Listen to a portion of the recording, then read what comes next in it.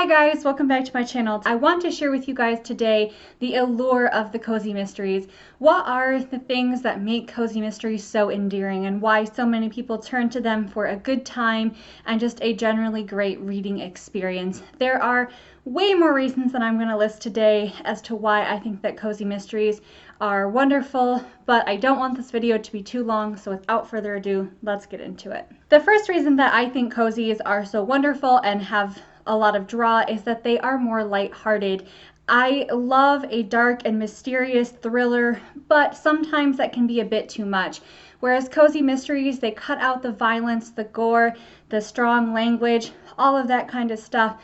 And therefore, it's usually a more lighthearted read, and it just kind of is the perfect way to escape from the tragedies and stressors of the real world for 300 pages. It's a great time. I don't want to say that they never touch on difficult topics, because they certainly do, but they don't spend a great deal of time on that, and they also approach it in a way that feels more lighthearted and accessible. So if you're somebody who likes the idea of mystery and solving who committed a crime, but you don't love the intensity of regular mystery, I think that cozies are a great way to get into that genre with less of the shocking side. The second reason that I think that cozy mysteries have such an appeal is that they are great for a large range of ages. Because cozy mysteries get rid of the violence for the most part, they get rid of a lot of the adult language and the adult content, they are welcoming for a large range of people. I had friends in middle school, in particular one friend who was reading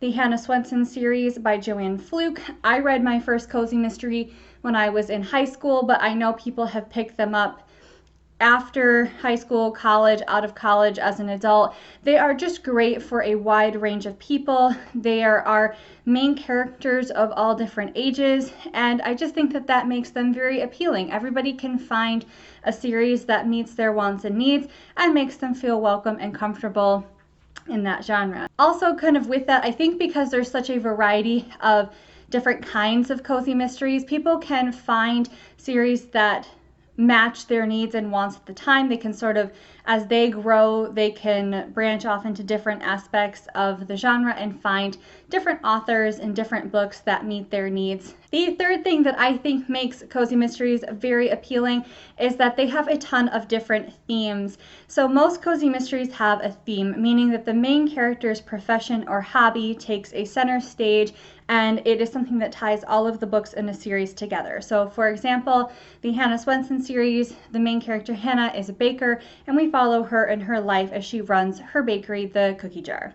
In the Ellie Alexander Bake Shop Mystery Series, we follow Jules and her mother as they run their bakery, Tort. And other series, like for example the Scrapbooking Mystery Series by Laura Childs, we follow her and the main characters as they run the scrapbooking shop. So basically you can find everything from cooking to baking to scrapbooking to home repair to knitting and crocheting and libraries and just anything that you can think of. There's probably a cozy mystery for it out there.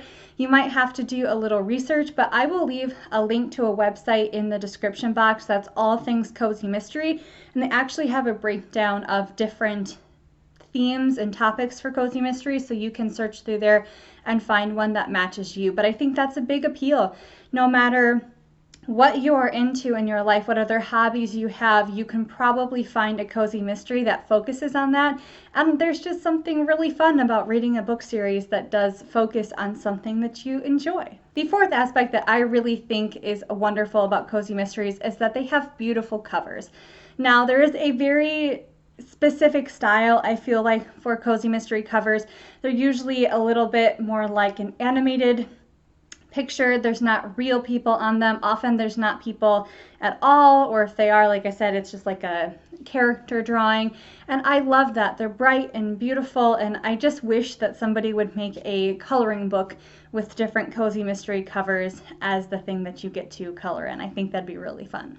The next one is romance. So certainly there are cozy mysteries that have more romance and less romance, but they are known for their romantic relationships. In particular, I feel like the love triangle is a very common theme, and I know some people don't love that, and I certainly don't love it in every book, but I feel like it's a really great part of these cozy mysteries for a couple reasons.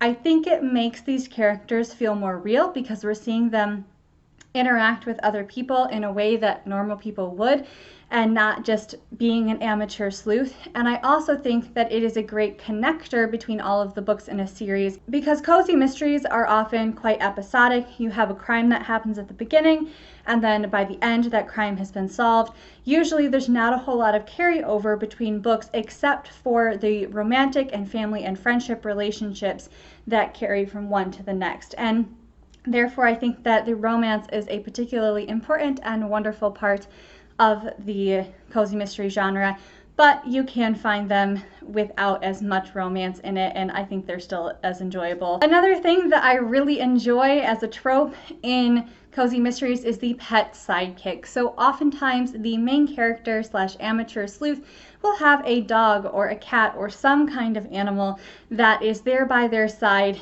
and is a constant companion. Sometimes these pet sidekicks will have special abilities or seem to help the main character solve the crime. Other times they're just there for comic relief and emotional support for the main character. I personally prefer when the pet sidekick does not have a role in actually solving the crime, as far as I don't really care for when it appears that they have a special ability. I like if maybe they stumble upon something, but my preferred inclusion of a pet sidekick is just there as the comic relief and emotional support. Probably my favorite pet sidekick is Moisha from the Hannah Swenson series. That's Hannah's cat.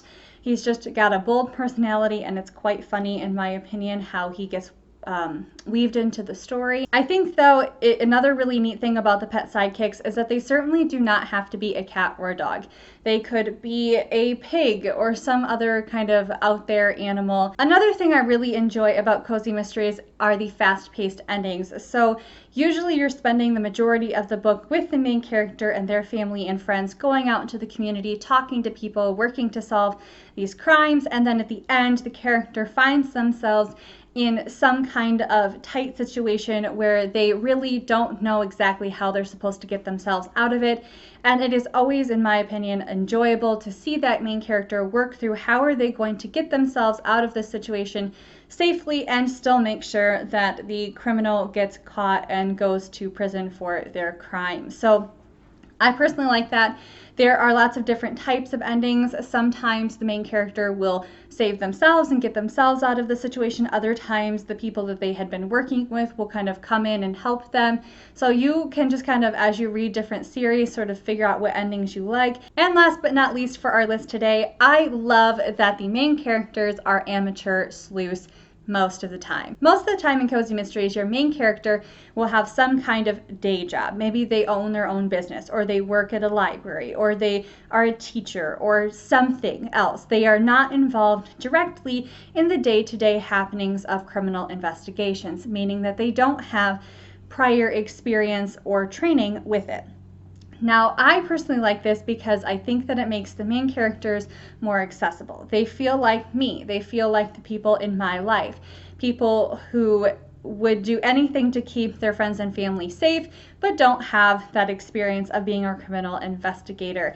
And you have to watch them learn how to investigate and make their own techniques up, and oftentimes work with people in the police department that they know to help move the case along. All right, it is the end of day 1 of Cozy Week, where we got to talk about the allure of cozy mysteries. I hope that you guys will continue to tune in throughout the rest of this week, as I'm coming at you with a series on my channel all about cozy mysteries and the ins and outs about them, things that I love, suggestions, all of that kind of stuff. Be sure to check out Courtagonist's channel, as she is the one hosting this readathon. I just thought I would go ahead and kind of jump on board and make this a special week here on my channel to celebrate this amazing readathon.